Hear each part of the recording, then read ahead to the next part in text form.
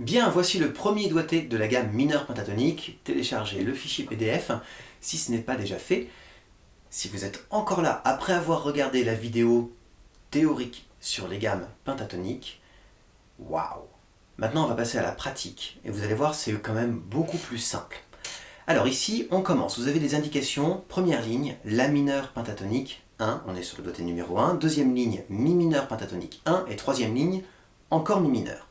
Alors pourquoi? Ça vous allez le retrouver sur toutes les vidéos qui suivent. Si je regarde la deuxième ligne par rapport à la troisième ligne, vous voyez qu'en fait, deuxième ligne on se place ici en bas du manche, alors que troisième ligne on va être tout en haut.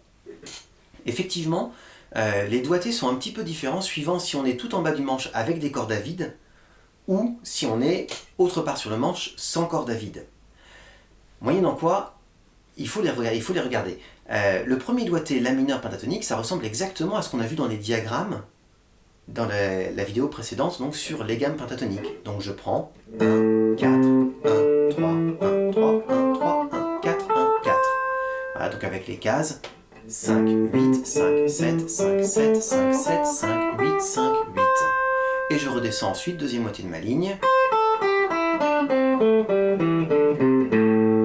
Voilà, donc ça en fait c'est vraiment la lecture du doigté. Ce que je vous ai expliqué dans la vidéo sur les gammes pentatoniques en général. Maintenant, le doigté de Mi mineur. Alors lui, il a 0, 3, 0, 2, 0, 2, 0, 2, 0, 3, 0, 3, et je redescends.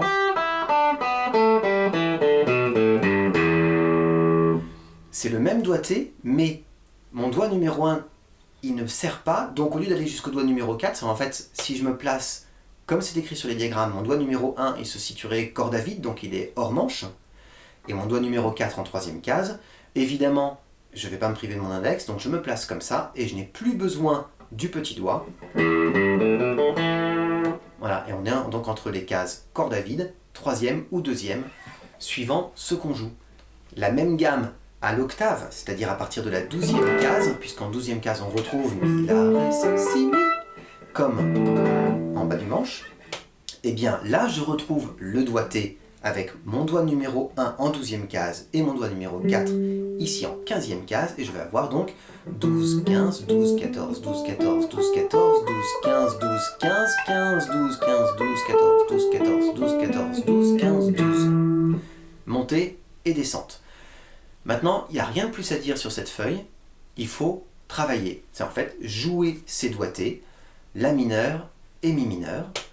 Voilà, et avoir compris que donc, lorsqu'on est en La mineur, ici, notre index 5e case, parce que c'est la note La, et que si vous regardez en même temps le fichier sur les gammes pentatoniques, le doigté numéro 1 de la gamme pentatonique mineure, celui qui en travaille, a son point rouge ici. Quand je le fais en Mi, mon point rouge, c'est la corde de Mi grave à vide. À l'octave, c'est la corde de Mi en 12e case, où je trouve bien encore la note Mi. Ça, faut bien avoir compris ce truc-là dès ce premier doigté, parce que sur les doigtés suivants, comme le point rouge n'est plus la première note, mais une autre note prise dans la gamme, c'est pas forcément évident à voir. Donc, bossez bien ce premier doigté sur La mineur et Mi mineur. Appliquez-vous à comprendre aussi le placement par rapport à la note La pour La mineur et à la note Mi pour Mi mineur.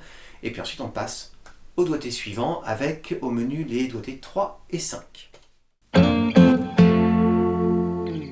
Merci d'avoir regardé cette vidéo.